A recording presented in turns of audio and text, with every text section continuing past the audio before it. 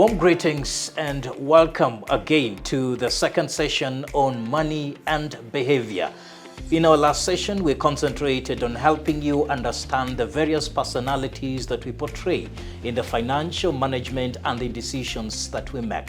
In this second chapter, we will be helping you as a group or as a family to go through the various challenges that come with the various personalities and of course seeing how to benefit from them. Welcome and let's walk into the discussion. Welcome back, John, to the session, and it's great to have you. Thank you so much.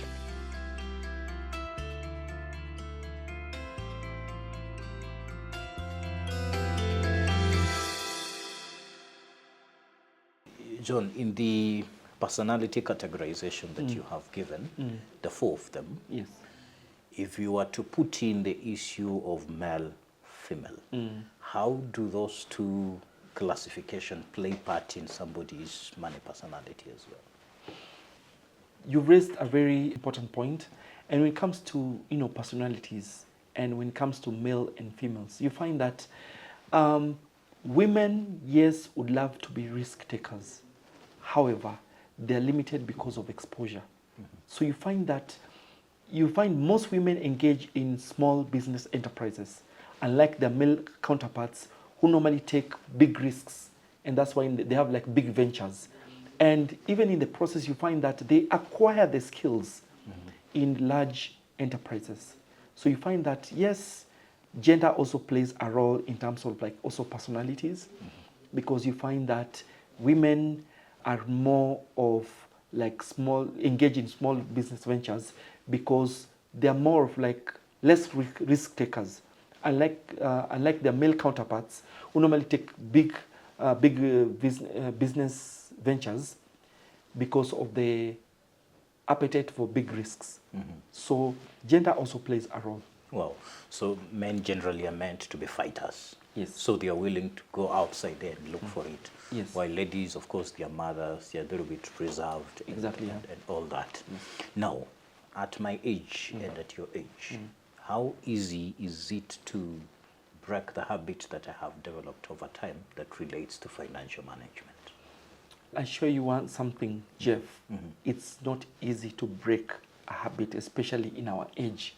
However, with the determination and consistency, we can really break those habits, especially maybe the habits that even we acquired from our upbringing, the things we used to observe our parents do.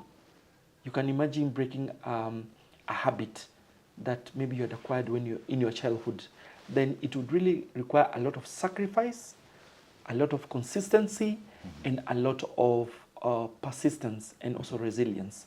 Yes. Because it's going to wear and tear you along Exactly, the way. yeah. You'll have to look this way and say no because of what I want to do. Exactly. Facing this way. Exactly.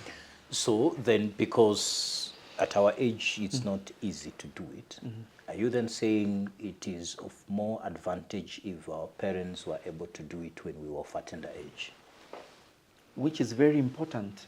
And it brings that question of we as parents, what are we doing to nurture our kids in terms of like their personality and also how they're going to manage money? So the earlier we do it for our children, the easier it's going to be for them to take sacrifices and also to look at what values can they acquire that is going to be aligned. Start with piggy banks. And for older ages like maybe 12 and 15, we can even open an account for them where we give them light duties and we give them a token of appreciation, which we also encourage them to start saving in their accounts.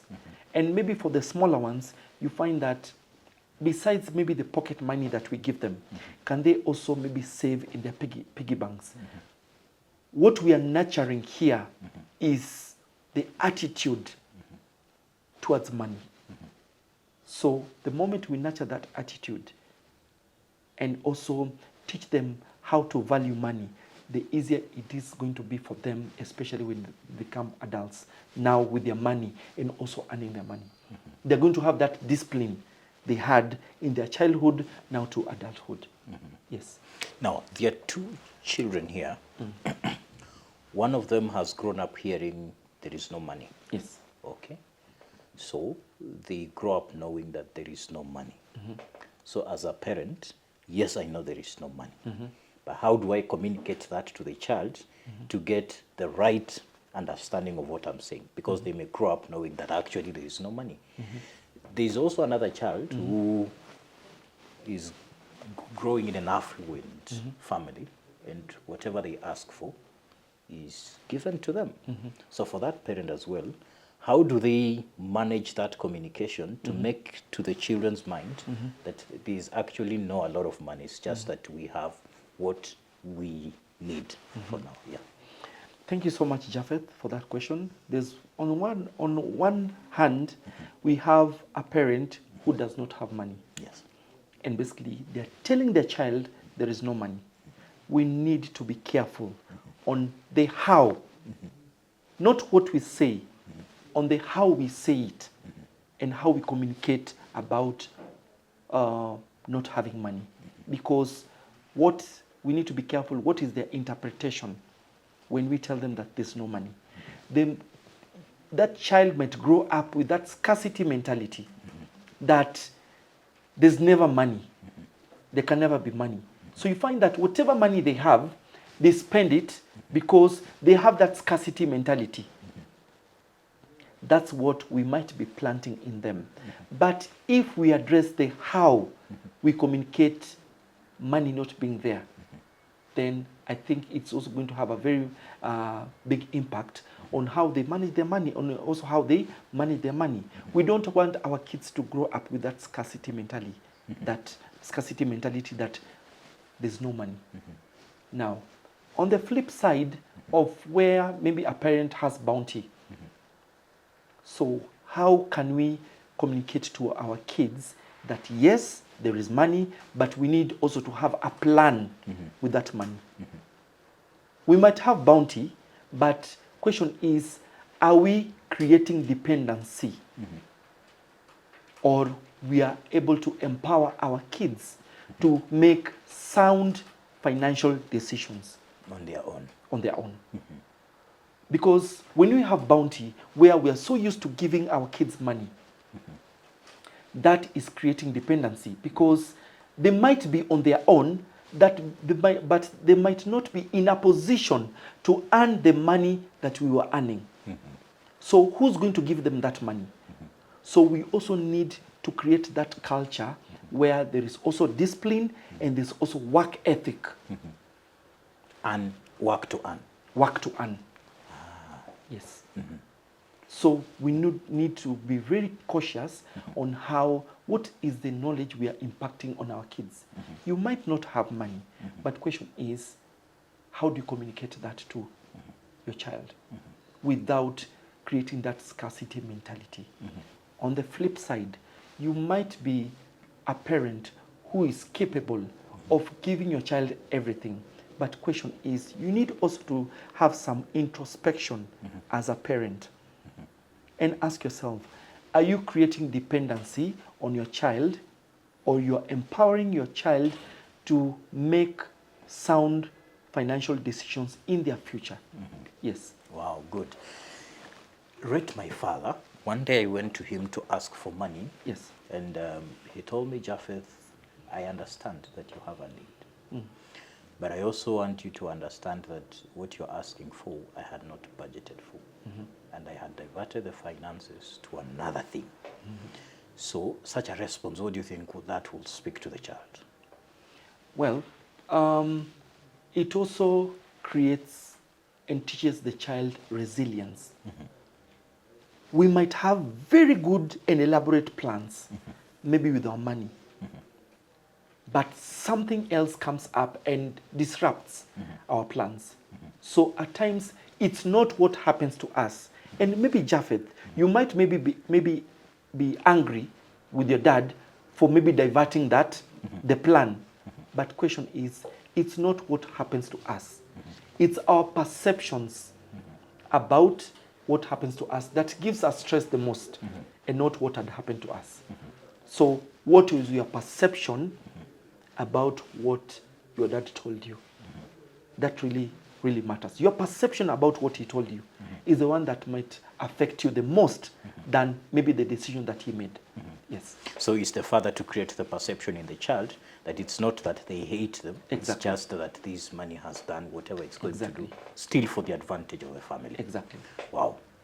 So John, from the discussion we've had and from the last session that we had with you, I managed to observe that you're a little bit passionate about families. Yes. Now, the enterprises that we talked about, the socialists, the minimalists, and the contemporary people, Yes. they all are in a family setup. Yes. With the assumption that they all make husbands and wives. Yes. How do they synergize, first of all, to benefit from their personalities? And how do they attend to their personality differences as a family? So Japheth, you brought a very important aspect of the family. I'm really passionate about family and relationships and basically how, and also human behavior. Now, in our first segment, when we talked about personalities, we talked about maybe the socialite. You might find that maybe in a family, the wife might be a socialite, who's probably the life of the family and also the life of maybe the friends. And she's outgoing and carefree. That could be a weakness and a strength, which can be used in the family and also the family, the relationship or marriage. How is this so? I'll take two different personalities: the socialite, who's the wife, and also the enterpriser, who is the husband. How can they benefit from their personalities? Now, one of the major ways is if the wife is the socialite, she can use her personality to network. Okay. For the husband, who is an enterpriser. The husband is an enterpriser who is money savvy and also who's also into investments and all that. So the wife in her socialite personality can use that personality to build the business of the husband by networking and bringing customers and also bringing people on board to the business. So she can become a marketing agent. Exactly, because of her personality. So her personality in the business world fits in marketing. Now, with the husband, since he has these entrepreneurship skills and is money savvy, he knows how to invest and to save, can help the wife, who's a socialite, to manage any money that is coming through her networking skills. So they can have that synergy and help build the relationship, the marriage, and also eventually the bigger picture, which is the family. Yes. Take a scenario where, of course, God allowing, two socialists are together. Yes. Is it all done? Do we sleep and wait to die? Well, I might say that all is lost. Because again, in every personality, you find that there's always something that can be gained. If we have two socialites and they know they have the strength in marketing, their personality is in bringing people and also bringing life in any maybe groups or maybe any or maybe even in organizations.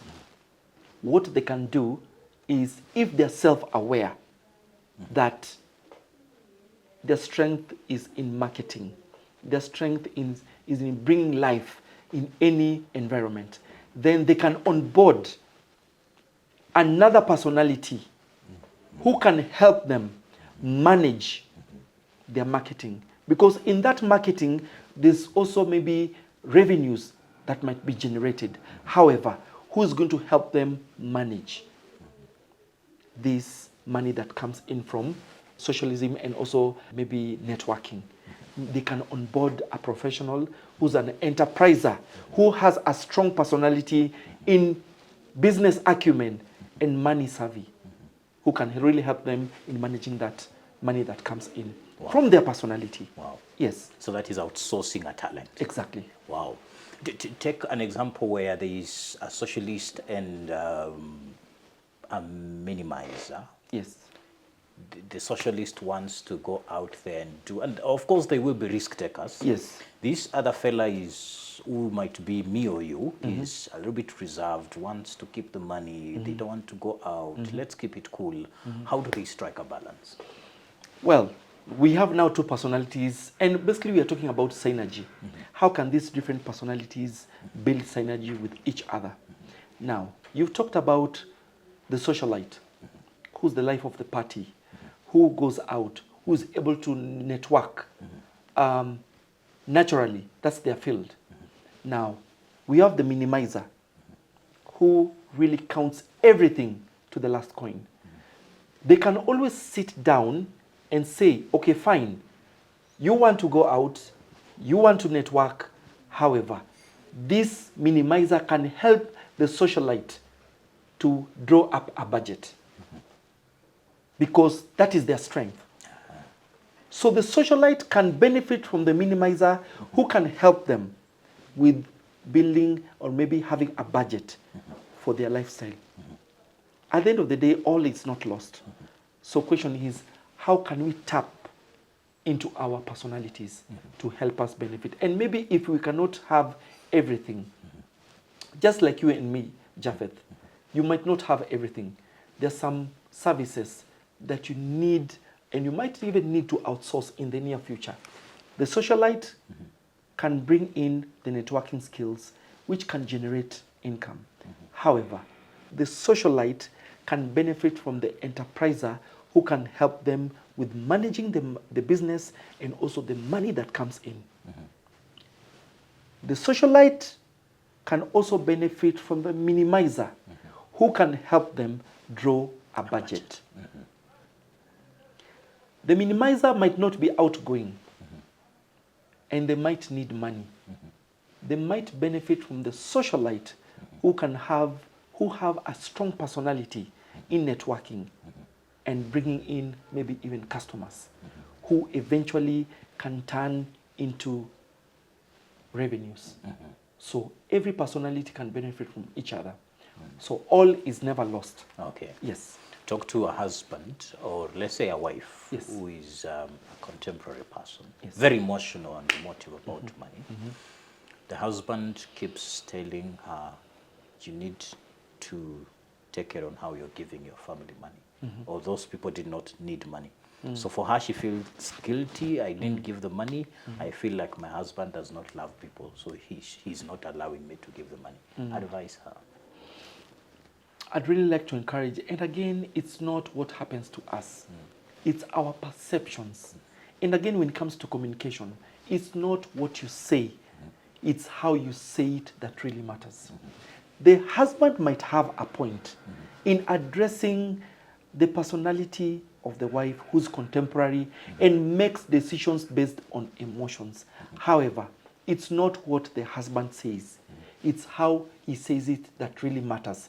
And it's how the husband communicates. The big point here is the how. The husband communicates to the wife who makes decisions based on emotions. The husband might lose the communication in the how.